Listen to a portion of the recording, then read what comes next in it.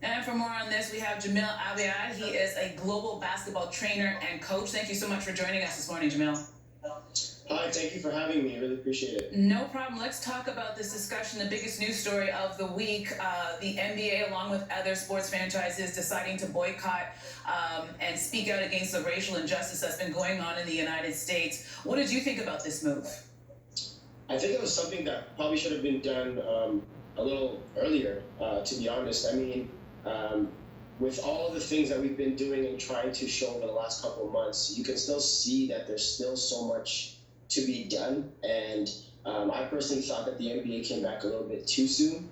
I mean, that's just my view on that. But I mean, I'm happy that they actually did what they did this past week. And how long do you think they should have taken off? You said you'd like to see them take a little bit of a longer break. And I also want to know how you feel about the initiatives that they've just put in place.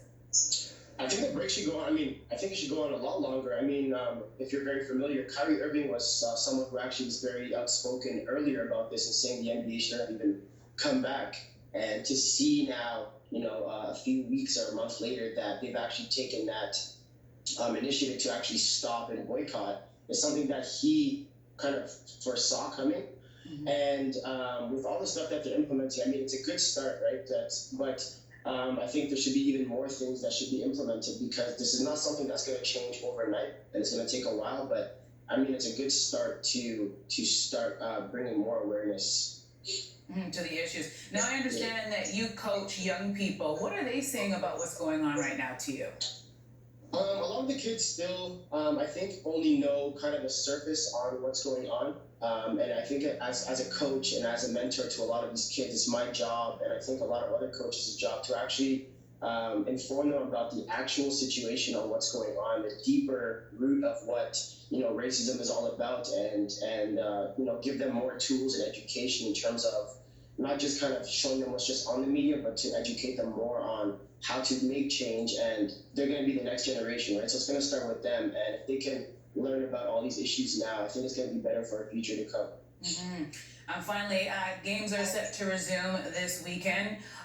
What are you expecting to see from the players?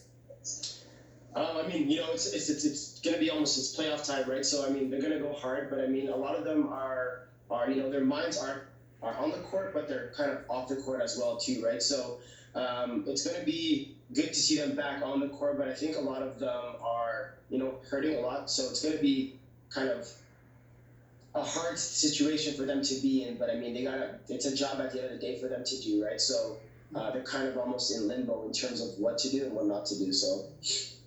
All right. Well, thank you so much for that. Once again, that's Jamil Abiad, global basketball trainer and coach. Thanks again for your time. My pleasure. Thank you for having me. Appreciate it. You're welcome.